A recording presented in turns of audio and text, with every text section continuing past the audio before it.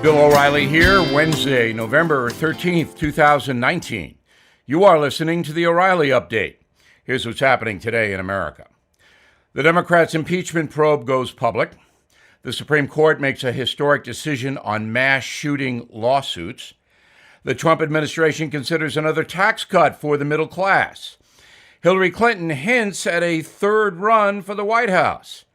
Also ahead, the message of the day on the impeachment hearings. But first, the impeachment inquiry going public.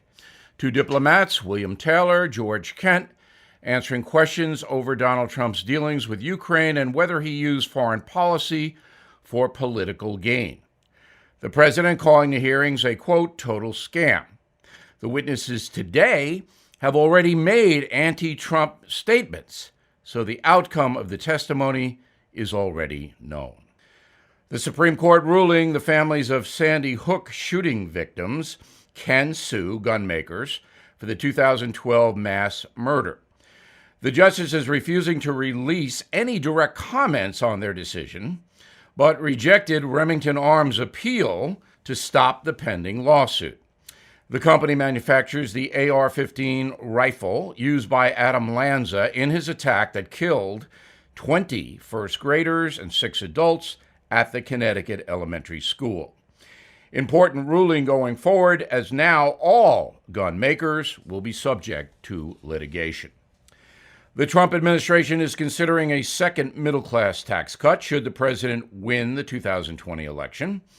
Lowering rates to 15% for average earners, the current system taxes most income at 12 to 24%.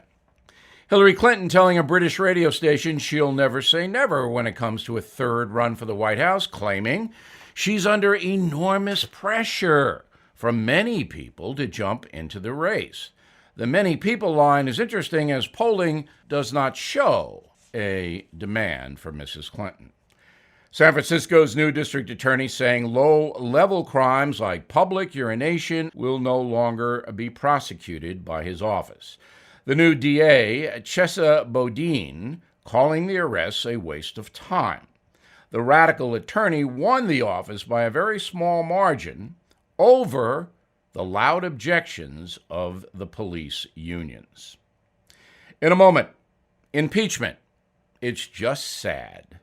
Right back. Are you a U.S. veteran? American Financing wants to say a huge thank you for your service. If you have not taken advantage of your VA benefits, then now is the time to call American Financing. They can customize a VA loan for your new home purchase or refinance. Even if you've previously used a VA home loan, you still have access to the program. Doesn't matter if you've been out of the military for months or years, you can still use your benefits. Take advantage of zero down payment on your new home purchase with no mortgage insurance. You can also refinance to lower your mortgage rate, access cash, or consolidate high-interest debt. Whatever you need, American Financing has salary-based mortgage consultants ready to assist you. Takes only 10 minutes to get started. Please call 888-462-9557, 888-462-9557, or apply online at AmericanFinancing.net. American Financing, America's home for home loans. NMLS 182334, NMLSconsumeraccess.org. Time now for the O'Reilly Update message of the day. Impeachment, the TV show. Well, this is a sad display, and it doesn't really matter whether you're a Democrat or a Republican or an independent or a libertarian. If you are a loyal American, why would you want to see something like this? President Trump is a controversial leader, no question about it, but in less than a year, he will run for re-election. If the voting public thinks he did something wrong, whether it's Ukraine or anything else, they can boot him out of office. Why do we need a partisan impeachment process? Remember, not one Republican in the House of Representatives voted for this impeachment inquiry. Not one. And Republicans in the Senate have already said, lacking more evidence or new displays of wrongdoing, the president will not be convicted of any crime in the Senate, and the whole thing will evaporate. And if there were any new evidence, it would already be out. So this is clearly a partisan effort on the part of the Democratic Party, allied with the media, to remove Donald Trump before the vote next year. Now, if you look back at the recent impeachments of Richard Nixon and Bill Clinton, they were not partisan exercises. Richard Nixon was never impeached because he resigned, but he would have been because his reelection committee sanctioned a break-in of the National Democratic Committee headquarters at the Watergate Hotel in Washington. Now, whether Nixon knew about that break-in in advance or not, nobody knows. But he covered it up, and that was proven. And that's a crime. So he had to leave, and he did. As far as Bill Clinton's concerned, he committed perjury. Everybody knows that. It was proven. He lost his law license for doing it. But the Senate did not believe that action should have removed President Clinton from office. Thus, he was acquitted in the Senate. Now, a political break-in is a crime. Perjury is a crime. Those are impeachable offenses, obviously. Is there any crime calling up the president of Ukraine, asking for an investigation into possible corruption that may have occurred in that country that affected the election of 2016? No, there's no crime, and there's no crime even asserted. Again, this is a political exercise that hurts the country because vexing problems are not being dealt with. The whole thing, of course, came to light by the whistleblower, who we now know is a partisan Democrat working with a lawyer who wanted to impeach Donald Trump the first day he took office. So this is a contrived situation. And Adam Schiff, the head of the House Judiciary Committee, is right in the middle of this and lied about it. So all Americans should understand what's going on here. This is the real problem. Because we're impeaching Donald Trump, or trying to, every future president can be put through this ordeal. And the press coverage, well, we'll deal with that tomorrow. I'm Bill O'Reilly, and I approve that message. For more analysis, please visit BillO'Reilly.com, where we do a no-spin news broadcast every evening. Up next, something you might not know. Finding a good real estate agent who understands your needs can be incredibly difficult. My friend Glenn Beck started the service realestateagentsitrust.com to make sure you get connected with agents who are ambitious and have a long and successful track record. They're agents who are experts in your town and do business like you with your values.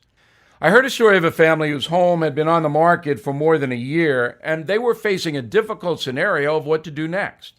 They learned about Real Estate Agents I Trust, and after contact, a real estate agent was able to go in, make some changes to the house, and then sold the house within 3 weeks. This is why I endorse realestateagentsitrust.com. No pinheads, just great agents. I wouldn't hesitate to use Real Estate Agents I Trust if I were going to sell my home. So get moving today with realestateagentsitrust.com. Now the O'Reilly Update brings you something you might not know. Americans love automobiles, and that's well defined, stretching back more than a century. Millions of us use our cars to enhance our lives. The rise of the suburbs following World War II made car ownership a must for middle-class families, and that remains true today.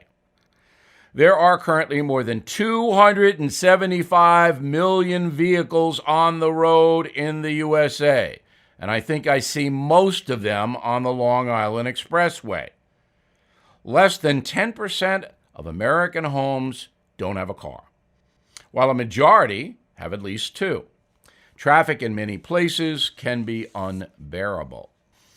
Economists predict more than 17 million cars will be sold in America this year, and that statistic does not include used vehicles, which of course are known as pre-owned cars and trucks in the showrooms. Pre-owned, not used. However, it's not all good news for the auto industry. According to a recent AAA survey, car ownership is becoming more difficult for many Americans. The average new vehicle costs $37,000, about $10,000 shy of the median yearly income in this country. Maintenance fees rising, costing an average of $1,400 a year just to keep the vehicle on the road. And what good is a new car if you can't afford gas? National fuel prices are currently about $2.70 a gallon. That's the average.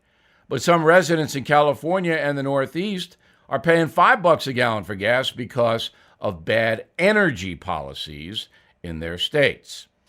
The downward trend in car ownership is largely driven by young Americans. A poll by Cox Automotive shows 45% of millennials no longer think owning a vehicle is necessary. That number jumps to 55% for those in their early 20s. And here's something you might not know. The biggest factor impacting car ownership, the rise of Uber. There are 50,000 new Uber drivers a month across the country, and some people say it's cheaper to hitch a ride on Uber than drive a car yourself. Back after this. You've been hearing about gold all over the news. Prices continue to climb. Not surprising. Experts warning a recession could happen. But pay attention to the banks. Some of them ran out of cash last Monday night and had to borrow money from the Federal Reserve. Since last week, more than $500 billion has been printed and given to the banks just so they could stay in business. Sound familiar? Remember in 2008 when the Fed had to bail out the banks? Well, it's happening again. Americans are looking for stability, and many are turning to gold and precious metals as a way to protect their savings and retirements. That's why I recommend that you contact American Hartford Gold Group now to learn more. To get you started, American Hartford Gold Group will gift you a free silver coin. No purchase necessary. All you have to do is call them. 877-444-GOLD. That's 877-444-GOLD. So please give them a call today to claim your free coin. Available for a limited time only. 877-444-4653. Thank you for listening to the O'Reilly Update. I am Bill O'Reilly. No spin, just facts, and always looking out for you.